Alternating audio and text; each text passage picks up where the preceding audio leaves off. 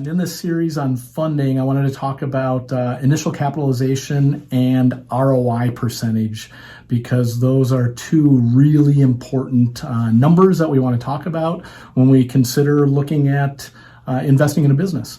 So the first one is the total capitalization. And what that means is what's the initial amount of capital that an investor needs to put in to start the business effectively. So there's three main buckets to that initial capitalization. The first bucket is the investment to Action Coach, which covers the training and the franchise itself. The second number is your own personal salary.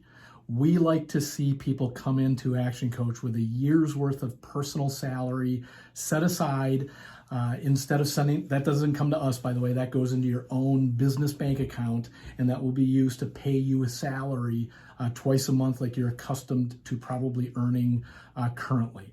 So 12 months, you'll determine that based on a couple of factors. Number one, it needs to be high enough to cover the bills at home for your contribution to bills at home. So if you bring home a certain amount of income that covers the mortgage and covers food on the table and utilities and things like that, you need to make sure that you're at least covering your contribution to bills at a bare bones minimum.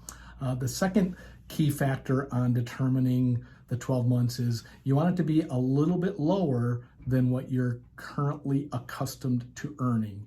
That means you will be hungry enough to actually grow and get back to your lifestyle that you're accustomed to. So those would be the two dynamics. That's how investors and bankers would oftentimes look at business. They want to know that the person operating the business is covering their bills at home. And secondly, that they're hungry enough to grow the business properly. So that's why you want to kind of benchmark those two things. The third key bucket in terms of initial capitalization is monthly operating expenses other than your own personal salary. So things like marketing, technology, things like that.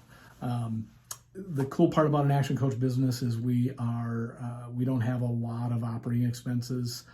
Marketing is probably the big one that you'll want to consider, as well as a couple months worth of royalties and things like that.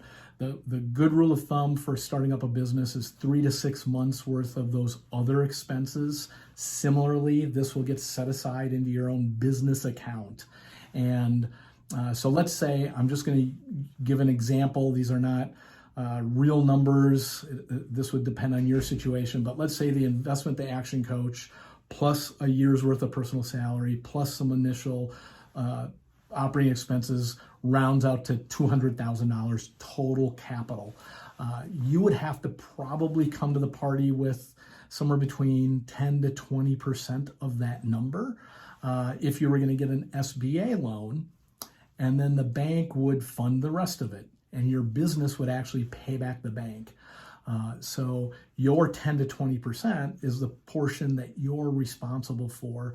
The bank or your business plan should pay back the loan plus give you back a return on your initial investment. So we've got a really cool ROI calculator that you'll get access to as we go forward, and you'll be able to punch numbers into that and run what-if scenarios very quickly to ensure that you're going to get an ROI in your initial capital. So we want to make sure you really understand the numbers. Most important thing is don't come in undercapitalized. As you get to know our business model a lot better, you'll find out that it's a phenomenal business model in terms of both ROI and low initial capitalization to get going.